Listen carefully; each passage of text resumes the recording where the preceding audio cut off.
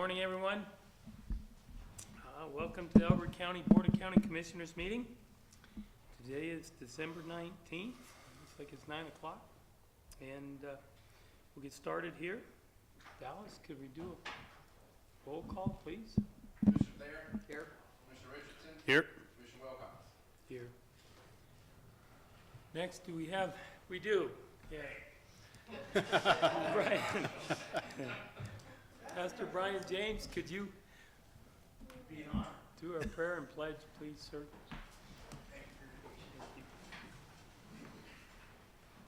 Almighty God, we come before you today. We just praise you for who you are, the King of Kings and the Lord of Lords. We thank you for what you've done for us, making a way through the wilderness of this challenging world through your Son. And Lord, I thank you for the privilege of getting to pray for our leaders in our county.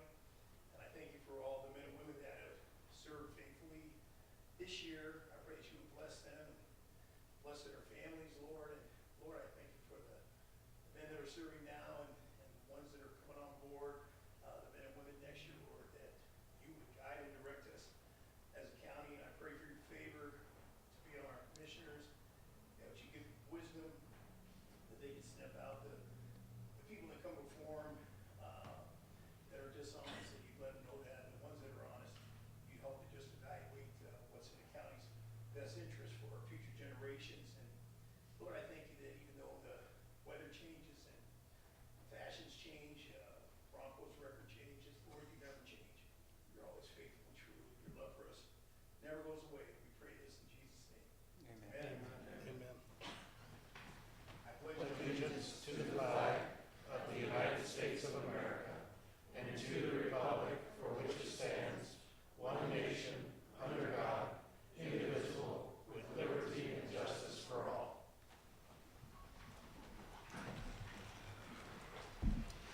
Thank you.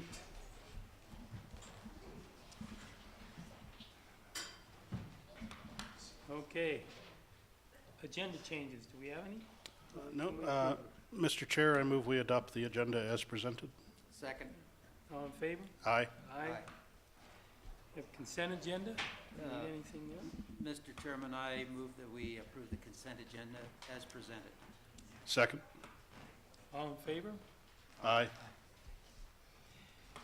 Okay, you're scheduled, the agenda shows it a little different this week. So what we'll do, I'm gonna switch things around. We'll take elected officials, department heads, and staff. So, Sam, what do you have for us? Commissioners, good morning, happy holidays, Merry Christmas. I've got welcome to the very last meeting of the year for BoCC. We have a couple of things that we want to take care of. I think the very first one is that many of you know we participate in a program that's actually a national program now. We were beta before, but now we've gone national with the Veterans Government Management Leadership Fellowship program. And we have had three fellows that have been part of our program. They come for about 3 or 4 months, and they do special projects. So today we're recognizing Eric Larson. Eric Larson is finishing up his program with us. He started in September, and this will be his last week here with us, unless I can wrangle him back and arm twist him to come back after the first of the year in a slightly different role. But this Veterans Local Government Management Fellowship Program takes veterans that are coming out of the military that continue to want to serve in a local government capacity and live close enough to us that they can come and work every day. So, and it's completely 100% no cost to the county. So Eric has been working on a couple major projects for us. One is industrial hemp, moving us down a little further down that road. But perhaps most important is economic development.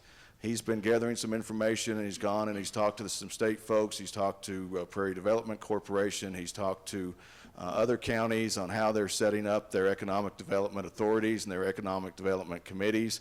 And we're about ready to present you guys with that information, but it'll be coming after the first of the year. But Eric, if you wouldn't mind coming up. Actually, Eric, I'm going to put you on the spot and see if you've got a couple words you'd like to say about your time here. Diana's going to take pictures, and we're going to do a quick photo op on this at the end. Thanks, Sam, and thanks to the commissioners. Thanks to everybody in the county for giving me the opportunity. As Sam mentioned, the transition out of the military takes many forms. Some people drop out completely. Some people step away from it. Some people, like me, realize that you want to continue doing public service, and this is a great way to do it. Those of you who were here when I originally introduced myself in September heard me say that this is actually a really natural transition. Well, the good news is after 3.5 months, I've proven that yes, in fact, this is a natural transition. This is challenging work. It's as challenging as anything that I'd ever done in the military. Trying to figure out a very complex set of problems, trying to help people, trying to make this place a better place than you found it. It all just goes into that big public service message. So again, thanks to Sam, thanks to the county, thanks to the commissioners for giving me the opportunity to again prove that this is the right track for me. Thanks, Eric. How many years did you have? 22 years, 7 months, and 2 days, but nobody's counting. Service in the Air Force, yeah. So, anyway, Eric officially retired last week. This is what everybody does after they retire. He's been growing a beard for a little less than a week now. So, but I wanted to just thank you for the service to our nation and continued service.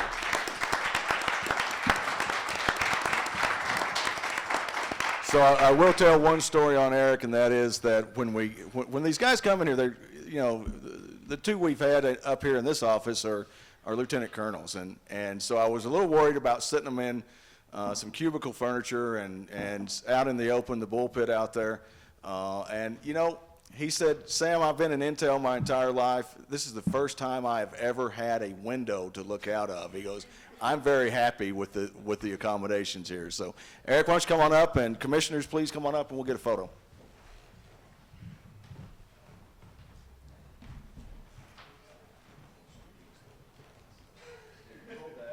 Commissioners, come on around.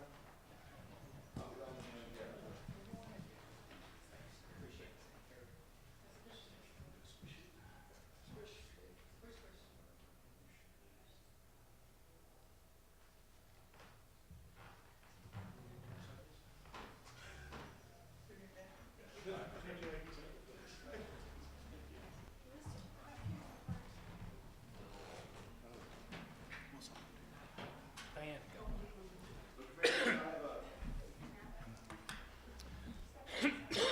I have a dead microphone. We test these microphones before every single meeting, right? But I'm red on this one's. But let me go. Diana is up. She needs to talk about a couple things. One, the swearing-in ceremony coming up January for the new elected officials, and then just an update on the Employee Handbook process that we've undertaken this year and where we are on that. Good morning, Commissioners. Diana Hyatt, Human Resources. The swearing-in ceremony for our newly elected officials, we're in the planning stages of that, and we hope to have an agenda out to those newly elected officials tomorrow. That event will be held on Tuesday, January 8th at 9 a.m. in the Egg Building at the fairgrounds. We are hiring a photographer, and we hope to make that a nice ceremony. Just a quick update, the Employee Handbook has been worked on for the last couple months. We had a work session with our directors earlier in the year, and we've been making revisions all through the year. It's been reviewed and gone over thoroughly by Employers Council. They're a great resource for us just to make sure we have everything covered, all our I's dotted and our punctuation good, but most importantly that we're legally where we should be. So we appreciate all their resources there. That will be approved by Sam later this month to be effective for employees on January 1, 2019. A couple changes along with that. We are improving our benefits for our new hires coming on. Currently, benefits go into effect the first of the month following 30 days of employment. We want to, starting January 1, employees hired after that date, their insurance will go into effect the first of the month following date of hire. We have had employees that have been without insurance for 30 days, so we're wanting to improve that benefit for them. Also, we are amending our participation agreement with Cora, and what that will do, that's our retirement plan. Currently, employees start contributions mandatorily 5% at 1 year of employment, and they're vested at 5 years with the plan. We're going to make the new participation agreement so that they are fully vested at 4 years with the plan, 5 years of employment with Elbert County. So they'll be vested at 25% once they start the program. So it's great that we have the opportunity to improve benefits and look at those every year, so I thank you for doing that. Questions? Thank you. No, it's been a lot of work. It's a lot of work. Thank you. Sam, Bart, you guys have put a lot into it. Thanks. Comments? No? Okay. All right. Anything else from Sam? No? All right. Next step, looks like we'll take open public comment now.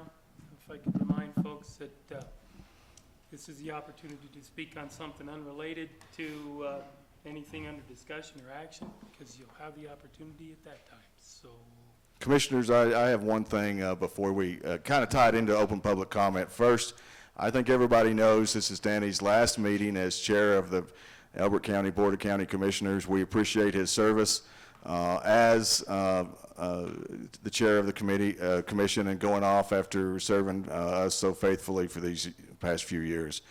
I know that there's several folks here that would like to say something. I think it's appropriate in public comment that we take the time to do that for those that want to do that. thanks, Sam. All right, if we have folks, comment, please. My name is Frank Reeves. I have stated previously on several occasions that I think this Commissioner Board is the best in the 20 years I've been in the county. I think each of them brings something special. I do think that Danny has been extraordinary with his background in Aurora's government and understanding the nuances between business and government. And I think as a team, they have really taken the county forward. Our budget process, our economic situation has greatly improved over Danny's term. And I, for one, very much appreciate it. I hope we continue the good work.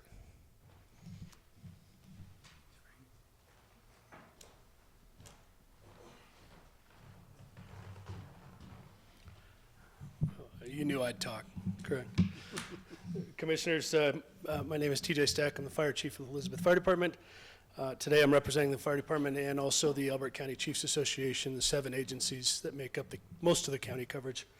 We wanted to express our gratitude towards Commissioner Wilcox, not so much for what you do on a daily level here, but what you've done to support the fire service over the last number of years. It's been very, very welcoming and very nice to have your professionalism and your rational thought process in the committees that you've shared with us. So we genuinely appreciate that. We hope we continue to enjoy your services in some other aspect, and you know what I'm talking about. But from the chiefs and from Elizabeth Fire, we appreciate that. I am presenting you today with one of our chiefs' challenge coins from Elizabeth Fire, represents our values and of course recognition for what you've done for us.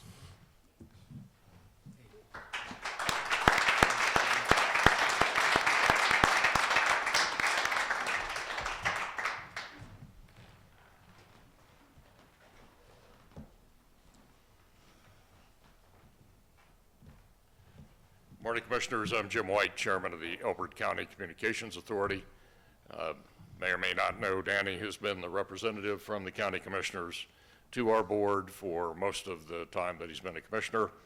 He was a great fit. He's got a sort of a little bit of background in emergency services, so fit right in and helped us with some decision making.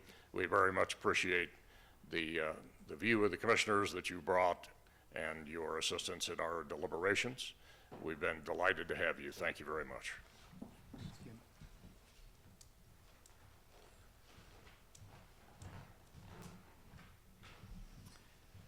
Diana Hyatt again. I felt it important for me to step up and say how much I appreciate what Danny has done for me as the Human Resources Department.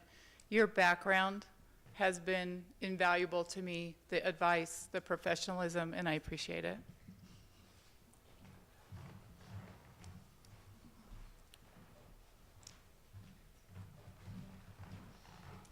So my name is Douglas Bissonette, Superintendent of Schools in Elizabeth.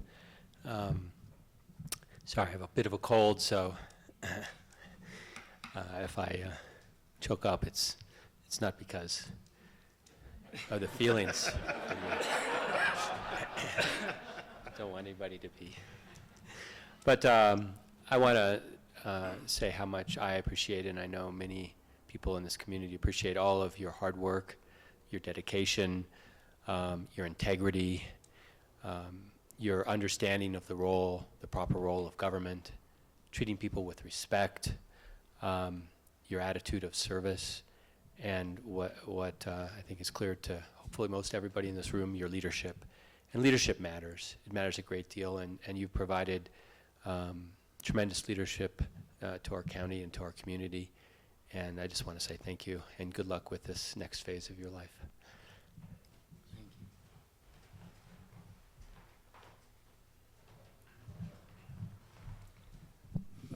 My name is Tom Peterson, 1366 Conifer Trail, also chairman of the Elbert County Republicans, and I too extend our appreciation and thank you to Danny for the tenure as commissioner.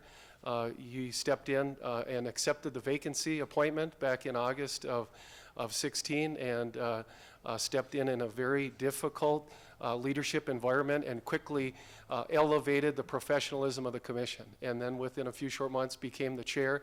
And your conduct, your integrity, your professionalism, and your transparency has been appreciated. Of course, us Republicans, a fiscal sound nature of how you've conducted business is exemplary. And so, Danny, the list of accomplishments are many.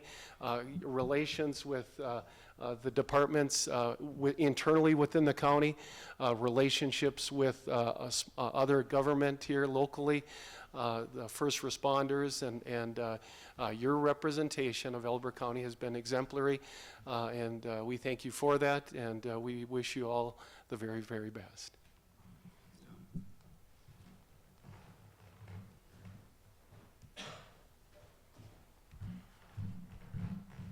Good morning, commissioners. Good morning, Danny.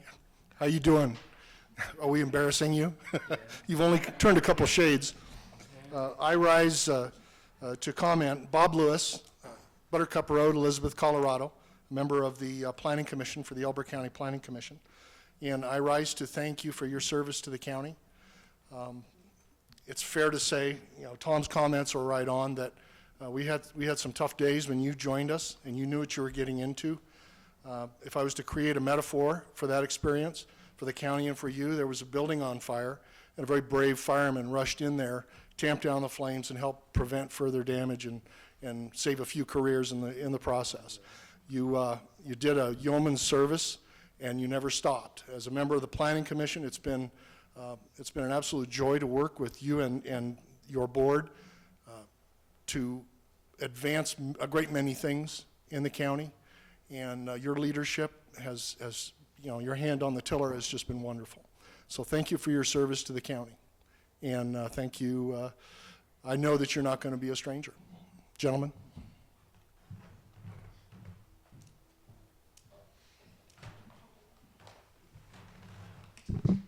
Marlene Groves, 33300 Ridge Road. Danny knows that I appreciate him and his style. I've found as a citizen that doesn't always agree with all, let's say, actions or things that happen sitting at the BoCC. He is a commissioner that you can call and will return a phone call. He's been a commissioner who you can send an email to, who will politely reply, or he'll just pick up the phone again and say, I thought it'd be easier, you know, to just talk about something. We haven't had a lot of that, and I think, much like what other people have said, you did help in bridging that gap. So in a way, you've kind of laid down the gauntlet possibly for things going forward. Hopefully, that style and demeanor will continue so that communication is better at ease, because we won't get things done if we don't get along. And most of that is communication, and you've done a great job, particularly at that. I thank you.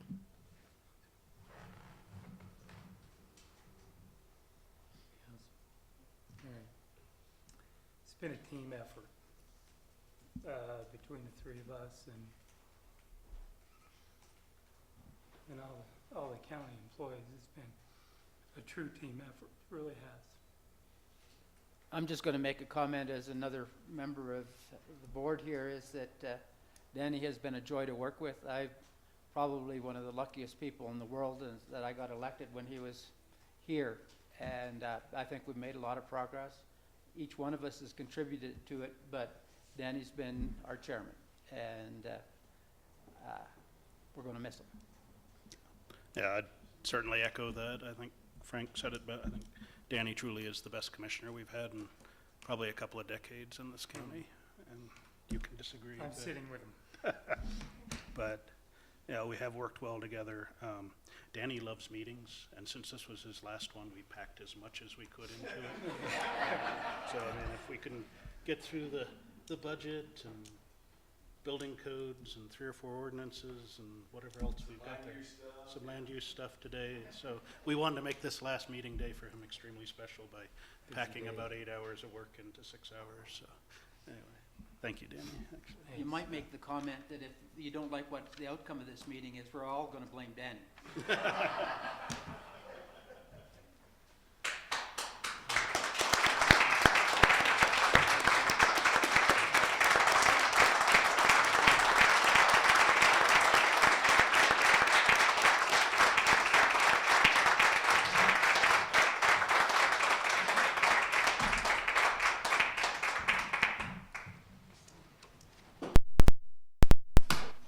All right, Danny, just to keep you on schedule. Is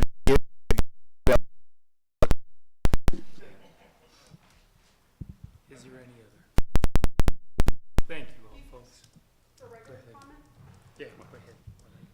Marlene Groves again, 300 Ridge Road. Just some input about the website, which I know is ever changing. I had trouble this week kind of figuring out where all the new stuff was laying out at, because you go to where it says meetings and the links weren't there, but I don't know, maybe Jen, or it's Dallas, or I don't know if there's just a structuring and layering thing. Once I finally found where the agenda was, it was brilliant to have all the links, so I appreciate that, but getting to that point, it didn't seem like it was where it should be, if that makes sense. Commissioners, if I may tag on to that, it is Dallas's and mine and Jen's intent to try to clarify that in the future. How we integrate civic clerk into that process will be very useful. We added another layer of important documents under the BoCC section that has the strategic plan and some of the budget information, of course, and then the budget information also is underneath the finance department's stuff too, and then all the land use stuff should be under the CDS page. So we're taking a hard look at that early this year next year to kind of wrap all that up together. And Dallas, you can jump in here if I say this wrong, but it is our intent that civic clerk will have all the BoCC documents there available on the cloud via the links that the people have. And anybody that is currently on the Sunshine list should be migrating over to the notification on civic clerk. Is that right, Dallas? This is great. Yeah, just quick, Dallas, on the folks that are registering for the Sunshine List notification, do you have visibility of that, just to kind of bounce lists? So if somebody who has been isn't, we can reach out to them. I don't right now, but I can certainly talk to Civic about doing that.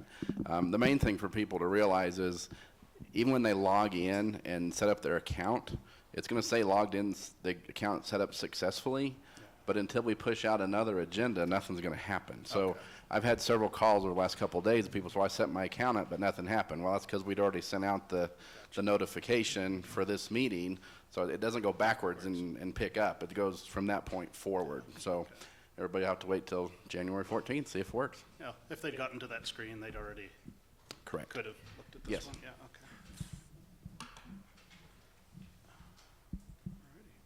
Okay, do we have any other comment? All right, back on track. Discussion items, we don't have any this week. Okay, let's go on to action. First one on action items is the November 14th minutes, I think. All right. Chris? Yeah, Mr. Chair, I move that we accept the minutes as presented and dispense with reading. Okay, Second. do we have any discussion up here? No? Any discussion out there on our minutes? All in favor? Aye. Aye. Okay, December 5th. Mr. Chairman, I move that we accept the December 5th, 2018 minutes as presented and dispense with the reading of those minutes. Second. Any comments? Public comment? All in favor? Aye. Aye. Okay, on to the next one.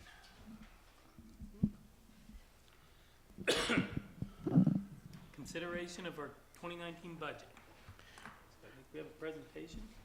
I do have a short presentation. I want to talk about a couple things, but first I would be remiss if I did not thank the folks that helped me develop this budget. You guys appointed me last January, I think, as budget officer. I was looking forward to it, and then I got into it, and I wasn't looking forward to it, and then the team pulled together, and I was looking forward to it again, and we're very happy to be here today. This really has been a team effort. We've been working on this budget since before October. The information that you have up there on October reflects our best guess at that point in time.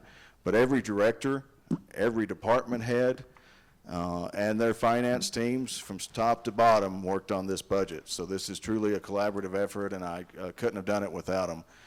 I wanted to thank a few people especially on this. And one is Kyrie for getting us all set up to go into this budget. She actually gave me the draft that said, here you go, Sam. I'm always here for you if you need me, but it might be good for you to do this. And I agreed with her, and I jumped in and took over on the budget at that point in time. So she got me started. A lot of thanks to Rick for he was the previous budget officer last year. He kind of helped me through and held my hand through a lot of the tough times on this. But special consideration to Michelle. She has been putting in a ton of hours on this and has really kind of adopted this thing too. So we're partners in crime on this budget. Hopefully we've got everything right, but a special thank you to Michelle for helping me get through this. And she is here with her laptop, so we can. I told her there's not going to be any questions. It's perfect, right? So here we go. I wanted to just talk very briefly about some of the changes that were made from the 10-15 draft so that we know what happened between then and now. First, we updated some year-end projections. That gave us a little better look at where we were going with this. We also looked at project status to see what could be completed in some of the departments and what couldn't be. And there were 3 projects that I wanted to point out as far as things that were going to be started in 18 that are going to be going over to 19. One is that GIS project right there. We got that started, but it's going to be finished in 19. The HHS edition, that has been quite the learning curve on facilities on my part. Bigger project, I think, than we all had scoped out originally. That's going to be finished in 19, so there's some carryover there.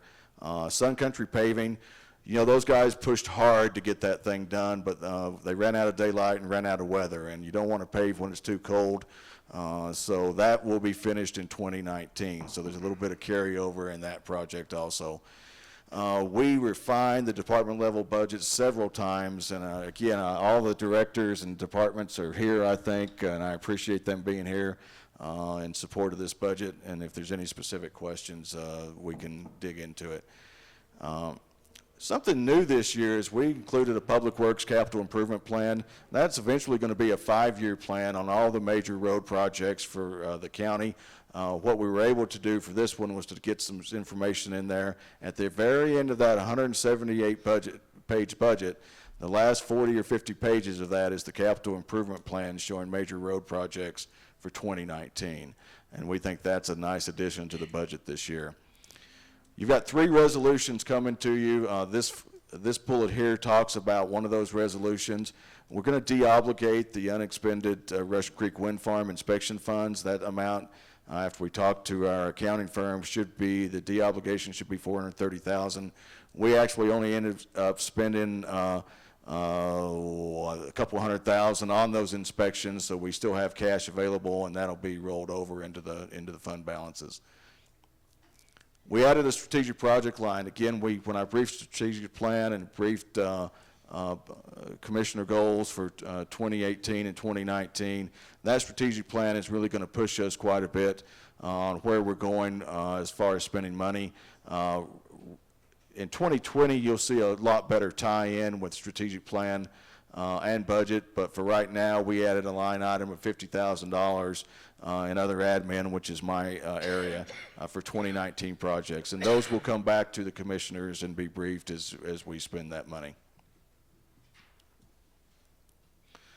So here's the budget in total. The 2019 budget line here, I've cut it into a couple pieces. This is the revenue side of the equation. The next slide will be the expense side of the equation, and then I'll put the whole thing up there in summary. We're looking pretty good as projected financials look for the end of 18, but our budgeted expenditures for 2019 are going to be $28,106,285. We've got some other financing sources in there for $35,000.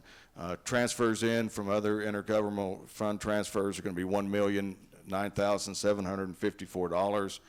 Total revenues for the county then will be at that $29,151,038, with the total funds available when you add in the ending fund balance, $45,598,395.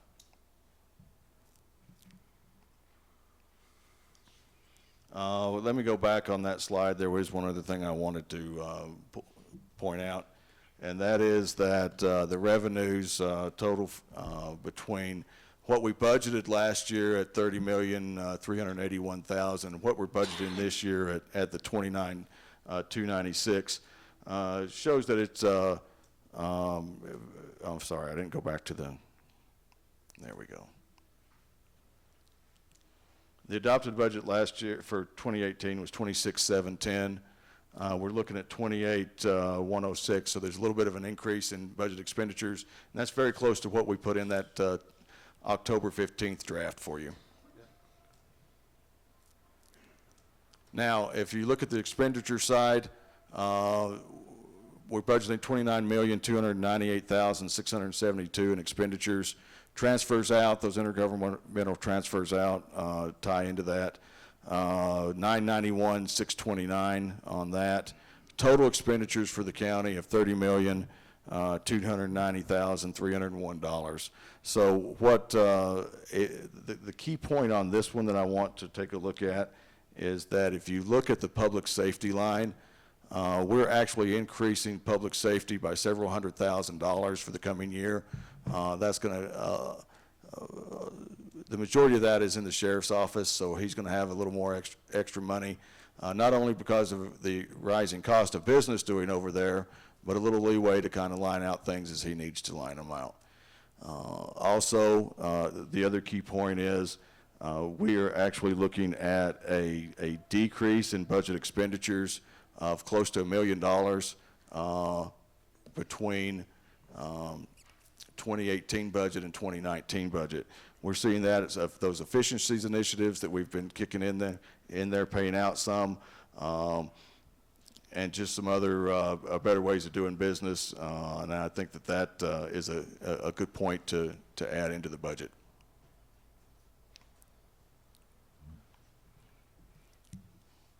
So this is the slide I said that had everything tied together. I've hidden the columns for the revenue and expenses in this. So this is your budget in one picture, or one page. Beginning fund balance of about $16,447,000. Total revenues of $28,106,285. Total expenditures of that $29,298. Leaving a fund balance of $15,308,094 at the end of the year. The other thing that we mentioned, not only in the October 15th budget, but also in the narrative that went with this budget, was that we increased the stabilization fund by $600,000 to $3.85 million. Is that right? I'm looking at Michelle. Sounds right. From $3.25 million to $3.85 million. That shows up in the general fund detail under committed and restricted funds. With that, there is also, we always show the org chart at this point in time. No big changes in the org chart, except we've changed the director for administration to a deputy county manager. We've talked about that with the directors, that position, and the BoCC. That position has been posted, and we're accepting applications for that position right now.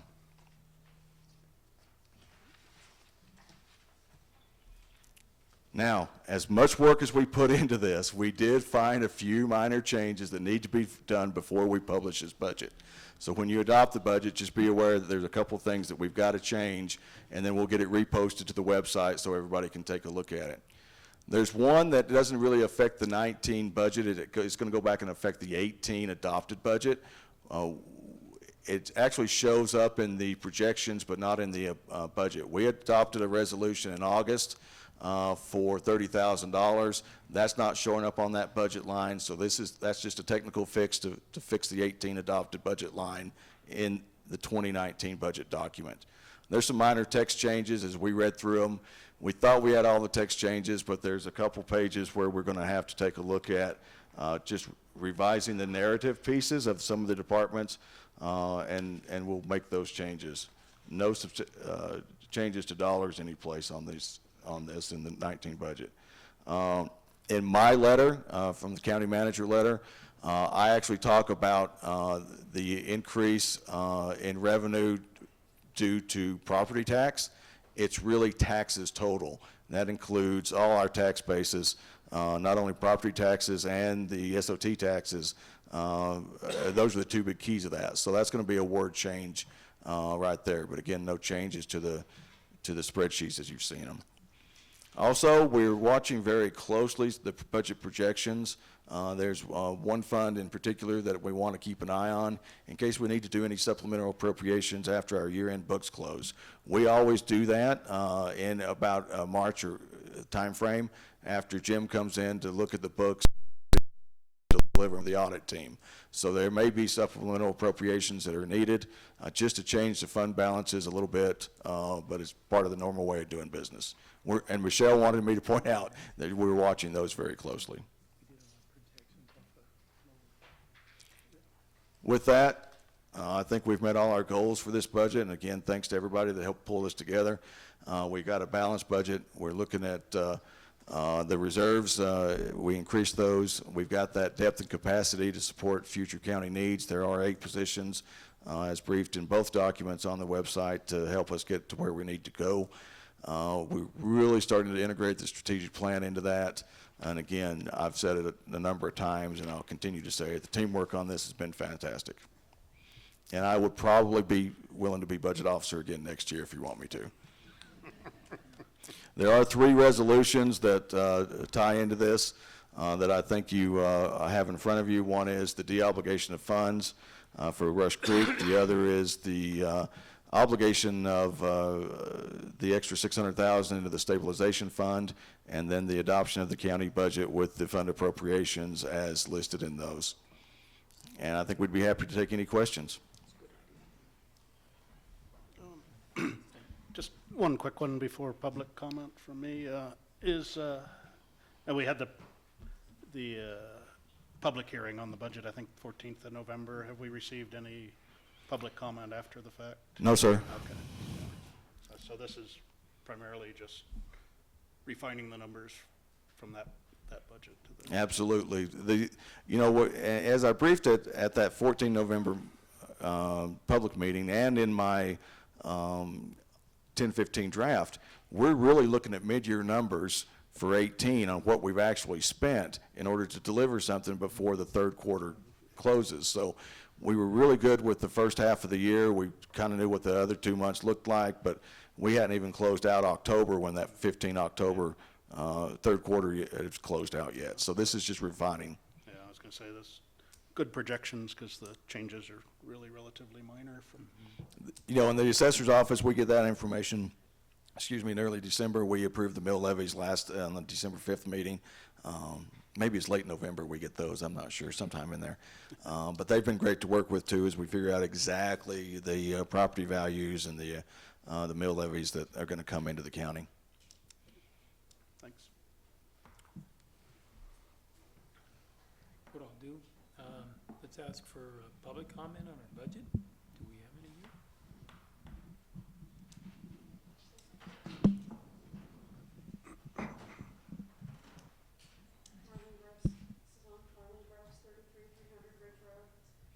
Again, thank you for having the budget documents out on the website, being able to click on them and see them and print them. 178 pages is huge. Sometimes it'd be nice in these meetings if there was, Sam's one or two individual slides, might be good for the public that didn't have time to print that monster document. But the great news is, I think all the citizens do appreciate having it there. So, thank you. Thank you. Any other public comment on our budget? Go ahead, Tom. Tom Peterson, just a question, is this the first time we've ever had a capital improvement plan in the? As part of the budget, yes. It's part of the budget, yes. Yeah, that's tremendous, in all years. It's a good plan. To have that capital improvement program into the budget speaks volumes to where we are as a county financially and looking forward. So I commend the board and the team to put that in.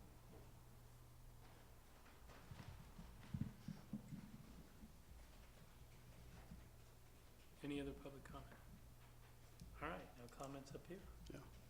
Tom Once kind we of, go to the yeah, resolutions. Tom kind of took my comment, but Good. I think that going forward, that's going to be probably the biggest driver of our budget is capital improvements in not only roads, but our aging facilities. So, I mean, this year we've got a 1-year look at what will be a 5-year plan for capital improvements in future budgets. But I wanted to thank Sam for what I know is a lot of work. You know, Kyrie, previous budgets, you've left material in a place where Michelle could come in and pick that up. And I know it's been I don't know if a ladder is a steep learning curve or if you were bending over backwards, but I know Michelle's had some extremely late nights and early mornings over the last week, just making sure everything was as close to perfect as possible. But I know Sam highlighted this, but I just wanted to hit again. You know, we're budgeted to spend about $1 million less next year than we had budgeted for this year. And I challenge anybody to find a government that's planning to spend less money in a following year than they had in the first. And the other I wanted to point out is the actual projected spending for the years for this year is about $500,000 under what was projected to be spent in the budget. So not only some fiscal constraint throughout this year to save some dollars, but continuing to look forward and kind of ramp down spending. We are putting more in the Stability Fund. We recognize there's a lot in the county we need to get to, but the first priority needs to be ensure our stability moving forward. We still have to get over a lot of things in regards to our transportation network, and I think the beginning of the CIP is really the first steps to getting at that in the long term and doing it in a way that makes sense. So, thank you, Sam, and everybody else that had a piece of this budget, which is just about everybody in this county. Thank you. I did forget one person by name that I want to have stand up. Tiffany, stand up. Tiffany kind of kept our You should shop stand together up. going over there. Yeah, stand up, Tiffany, on the chair. Tiffany's been a rock too, and helping Michelle out and myself. So I didn't want to. She's part of that county finance team that is so critical that we've been trying to build up. There isn't much left to say. Chris and Tom handled the important things, but I think Chris pointing out this expenditure numbers, one of the things that we would like the public to focus on, we're working very hard in building efficiencies into where the money is spent and what the outcomes, and particularly Road and Bridge, they've spent quite a lot of time upgrading equipment. And I'll give you an example of it. They have some kind of a new blade that I don't understand, but it saves mileage on the road graders. You know, so there's all these little pieces, and saving money like this is not one thing. It's a little here, a little there, and so I want to thank the staff and Sam and the finance department and everybody. But the thing is there should be one theme that's left with everyone here, and is that we're planning for the future. Okay. One comment I have, you kind of guys mentioned it, but one thing, the strategic planning that's going on is going on in a number of departments. I know Road and Bridge, Rory, you guys, that's a good improvement project. It really is. That was really good. I know it took a lot of people. I know the building department is looking at different things. I know Dallas, you guys in clerk and recorder and elections are all looking 5, 10 years out. The assessor, you folks are looking long term, and that's something that really took place this year, and I think you guys did a great job on planning out the future. So that was really good, and I wanted to say that's something that really came out in this year's budget. So thank you. Any other comments? Okay, we've got three resolutions that we have to state and approve. Chris, I think you're going to take those. Yeah, I'll take those, and just for those of you following along in the audience, there's 3 resolutions that we're going to consider. One just addresses the $30,000 that we appropriated earlier in the year, but just didn't show up in a previous piece of the budget. The second one is adding the monies to the Stabilization Fund, the $600,000 that was discussed. And then the third one's really the budget appropriation resolution. So, Mr. Chair, I move that we adopt Resolution 18 to be determined, a resolution unrestricting previously dedicated funds within the general fund known as committed funds. Second. All in favor? Aye. Mr. Chair, I move that we adopt Resolution 18- to be determined, a resolution designating funds within the general fund as a dedicated line item known as stabilization funds. Second. All in favor? Aye. Aye. And drum roll, the real one. I move that we adopt Resolution 18- to be determined, the Elbert County 2019 budget adoption and appropriation. Second. All in favor? Aye. Aye. All right. That's the budget. Yeah. Okay.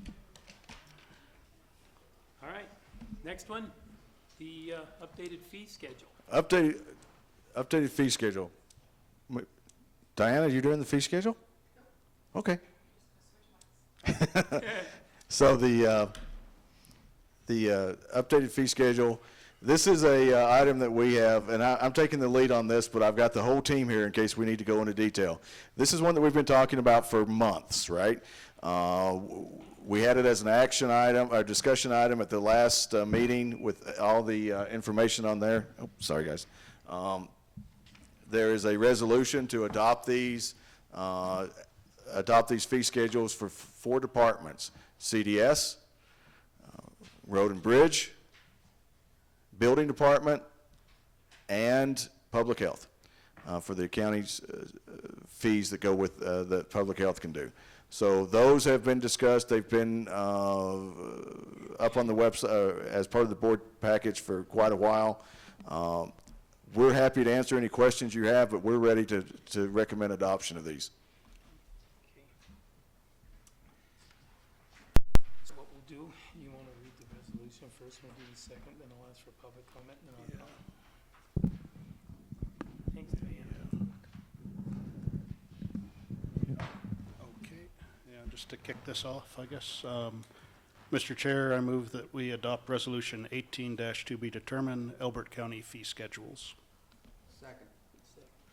Okay, now that we've got motion and a second, now we'll ask for public comment on our fee schedule. None? Okay, do we have comments up here? Yeah, we do. One of the things that, when the three of us got sworn in 2 years ago, we got a lot of phone calls from the public saying, why are you doing this? What does this mean? How is this related to something else? And when we went and we interviewed different staff members, there was some confusion in terms of what the expected outcomes from our fee schedule is. Some of it was very dated. Some of it was in conflict between the interdepartmental. We requested that the staff update the fee schedule. We thought it would be a weekend project. And I've got to admit we were wrong. Is that it turned out, as they kept updating this piece and that piece, it would impact something over here. So getting the thing to, the fee schedule to be integrated interdepartmentally and have the public feel confident that it was the same for every citizen. If they applied for something, the fee would be predictable and identified. I've got to give all of the staffs that are mentioned here by Sam, CDS, Building Department, Public Works, HHS, I feel confident that we're there. The only question I have is that as I go through the fee schedule and look at history, the history in this county has been, we'll adopt something and then we forget about it. We don't regularly update the document. And I've talked to the building department a little bit about this, is that one of the things is that we've got in, we anticipate is these fee schedules will be updated regularly, hopefully yearly. But what I'd like to do is encourage each department to include a CPI factor on these fees, so that if the county neglects updating them annually, that there will be an automatic CPI attached to it, so that will keep the county up with inflation. Aside from that, good work. Commissioners, I'll take that as an action item to review and report back to you if we want to keep the current motion the way it is. Yeah, it's fine. Okay? Yeah, that's fine. Yeah, I just wanted to echo a little bit about that. If the, like I said, several different fees, fee structures, and fees are levied to cover the expense of the county doing something for an individual. So the taxpayers across the county aren't bearing the burden for something that one individual or group of individuals wants to do that generally benefits themselves. So when you look at the impact fees, they haven't been adjusted in 10 years. Those are the fees that we charge developers for impacts on our transportation network primarily. The building fees, I think, came forward 3 or 4 years ago. It was the previous board. 16, okay. And I think that was probably about a 10-year. That was and that was a dramatic change, that 10-year gap. And I think at that time we actually implemented and gave about a month's warning and stayed open late, so individuals that were putting sheds up in their homes could get in under the old fee schedule. This isn't such a major change we're looking at this year. It's just keeping a system that was finally brought up to date on track. The other one I just wanted to highlight amongst all the fees is the outline for the development fees is a lot easier to read. There was a lot of work that went into reducing pages and pages of things that referenced other documents into one thing. But one fee that was added that we've been talking about for about 2 years now is a soil conservation fee. As people develop and add rooftops and parking lots and things that make the that are impervious surfaces, it changes drainage. The county's got 3 conservation districts that are responsible for conserving the soil in this county and preventing flooding. There's about 40+ earthen dams at this end of the county that were put up, I think by the Civilian Conservation Corps back in the Depression. They were after the big floods in 33 or the 30s that knocked out half of Albert. They protected us from a lot of flooding in the 60s, and just in 2015 there was some damage to them. But the conservation district at this end of the county, again, they're responsible to upkeep those, but really the only money they get is from FEMA after floods. So instituting this fee, and they don't have the authority to levy anything, will allow the county to build up some money on their behalf that they can tap into for matching grants, small projects, et cetera. So I think going forward, one of kind of our do-outs from this is we're going to need to sit down with those districts and kind of develop some intergovernmental agreements on how they can use this money. But it's a minor thing unless your house is floating away, I guess. But, and something that's taken us about 80 years to get our arms around. But I think that's probably one of the biggest significant additions to this, and it's not an awful lot of money. It's a few $100s per household, and then for commercial work, it's based on actual calculation of how much surface area they're covering with asphalt or concrete. So, anyway, that's all I got. One of the things I think somebody mentioned initially that we thought this, I think Grant, you mentioned it, that it was gonna take a day to do this and update this fee schedule. There was something we requested though as commissioners to provide for us, which brought out a lot of talent in this county. We ended up asking that you justify each fee. You show us where it came from, how it originated, what's some justification behind it. And it took a lot of work, because I know our fee schedules have been updated in the past. I think 2016 we did, but truly what we asked for this time was an actual justification as to why we're charging the fees we are and how they relate and what they relate to, whether they're impact fees, associated costs, or whatever. But what it did, it brought out a lot of independent thinking and a lot of talent that we have in this county who brought these things forward. A lot of work was done. So I have to say thank you, because I know how much time went in over there in the building department, and Christina, you guys, that was a lot of work. So really, thanks. That was a good effort, and it was a good product. So anyway, that's what I have to say. Are you ready for a motion? I am. Well, we've already got the motion in the second. All we really have to do is vote on it. We can do that. Yeah. All in favor? Aye. Aye. Okay. Next part of this, we got to enter into a public hearing because we've got 4 things we've got to look at for adoption.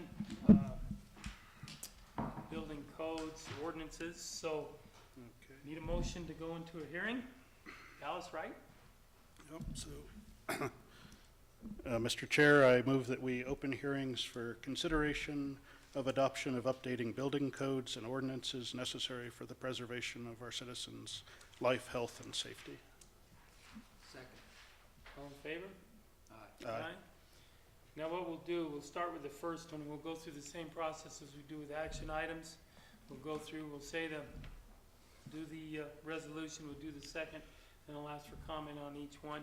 First we'll go public comment, then we'll comment. So, Chris, Alrighty. you want to start with the first? This one's a mouthful. Yes, it is.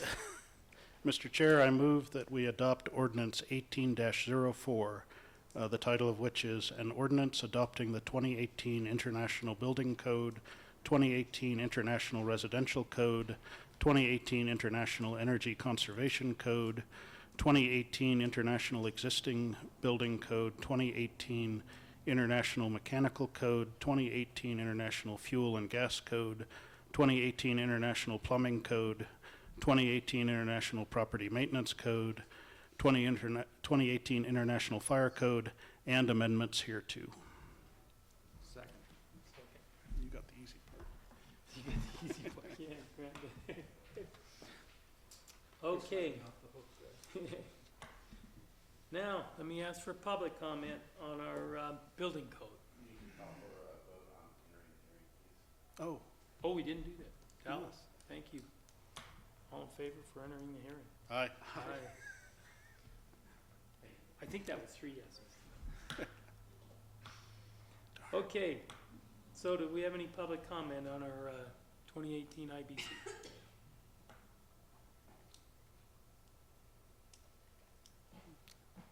No? Okay. Comment up here? Just Just have quickly, to we've been sort of operating so- off the 2006 building code for probably not 12 years yet. These codes are updated internationally every 3 years. When we went into this, the thought was we'd bring it up to 15, and then I think the realization hit that there's so much work that's involved, we should just move up to what was most current.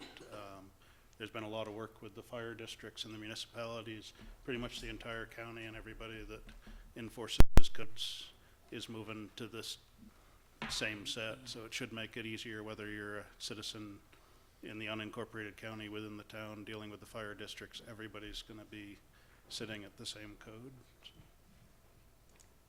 Yeah, Chris's comments is the That right was- one, is that the fire districts that felt that going up to the 2018 was the appropriate thing to do also. So between the building and the fire districts, and it's the right thing to do. Yeah, and I Thank guess, yeah, just one last little bit.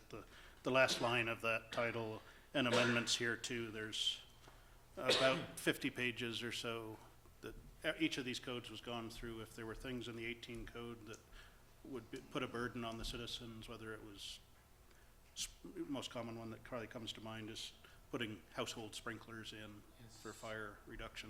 Those are tremendously expensive and the benefit really isn't there. So there's many things like that where there were alterations to adopting the full code. So. Normally this process, I'm kind of familiar with this process in previous life, and this is a year-long process, sometimes longer, depending, so you can modify the codes for your community, and that's what it took. But the one thing, back to what Chris said, is we ended up going with the 2018 code primarily because we're working with the other jurisdictions, and they're moving to that, so it made it right that we all go to the same code. So we're all working out the same set of books.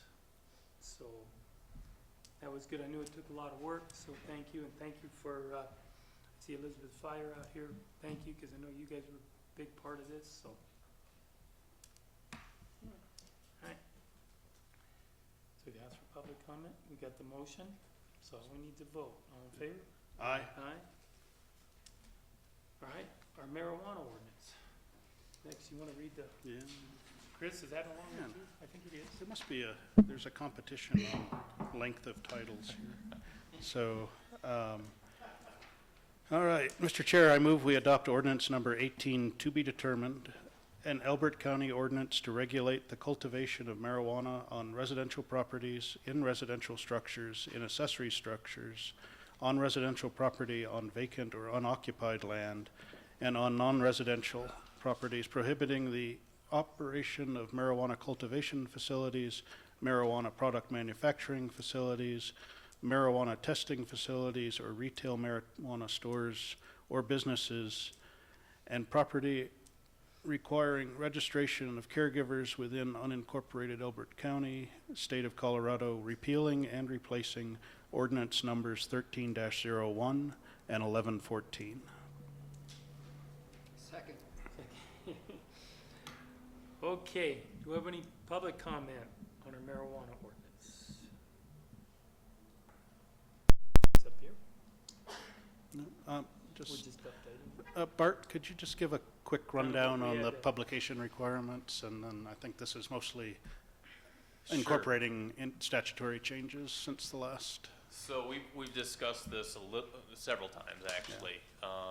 Just kind of incorporating some of the changes that have occurred in the past and more recently with regard to medical and retail marijuana, and that's to be differentiated from hemp or industrial hemp itself. And so we've tried to make that pretty clear, that distinction.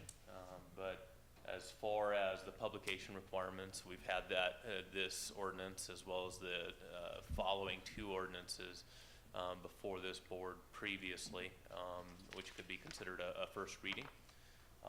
There needs to be a publication in the county's paper of record. And we opted to essentially print the entire body of the ordinances, so there was absolutely clear notice on what the contents of the ordinances were. Publication is required at least 10 days, prior to adoption at second reading, which is where we're at right now. Publication did officially take place on November 29th, 2018, certainly 10 days before today's date. So this can be adopted today. Cool, thanks. Okay. Hey, just one, I think just to cross all the i's and t's, I should amend my motion, just file after the last word, just add for the purpose of ensuring the life, health, and safety of the citizens of Elbert County. That phrasing just allows it to go into effect immediately upon adoption. So, yeah, I think it's I'll take that as a friendly amendment. okay. That's what I was gonna say. Thank you. Okay. That work, Bart? That works. Okay. So we've got, you got any comments, Greg? No. I don't either. So, all in favor? Aye. Now, on to the industrial hemp ordinance. Now, because it's much shorter, I will. You're gonna read this one? All right, and add my phrase at the end. Yeah, add that phrase. Okay.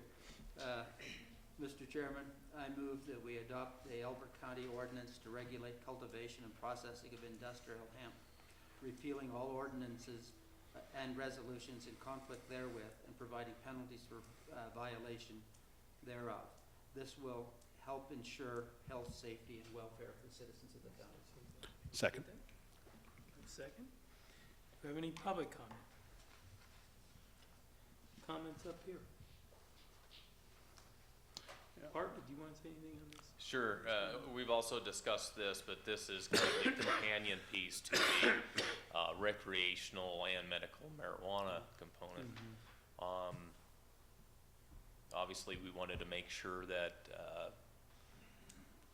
since citizens of Colorado are capable of cultivating hemp now, that we're really clearly delineating between hemp, which is essentially going to be an agricultural product, and what that is designated as, and what the rules are for safety and for just ensuring state regulations are followed as well for the cultivation of industrial hemp. There is a slight change between what was published as the ordinance based on the Farm Bill. And so the Farm Bill, at least to my knowledge as of present, hasn't been signed into law by all of Congress and the President. I think it's well on its way. We'll see how that goes. But we essentially changed the definition of what hemp was from I believe it was a 0.03% THC content to, and we changed that to the definition given to industrial hemp by federal law, or as otherwise stated within Colorado law. Should the Farm Bill not pass, there will certainly be a definition from the state. Yeah. So that's essentially the one change that we've got. Again, if this was published, I think we are looking strongly at publishing the ordinance again with that minor change. Just to be clear, I think that's something we can discuss. I don't think it's absolutely necessary, but it would be something that I would recommend.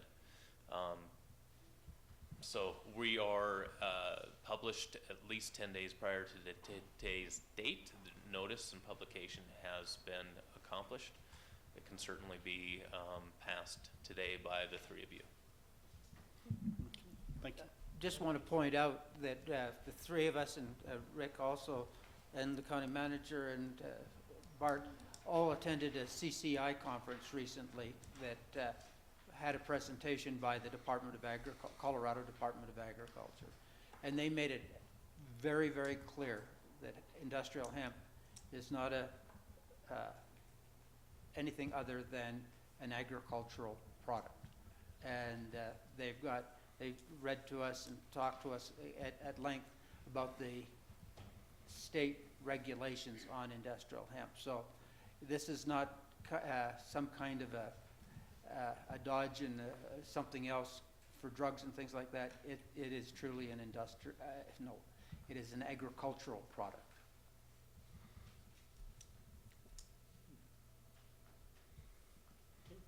Good. Any comment? Nope, I'm good. All right. So, we got a vote in a second. All in favor? Aye. All right. Our last one. Who reads this one? Disorderly house? It's Probably short. back to Chris.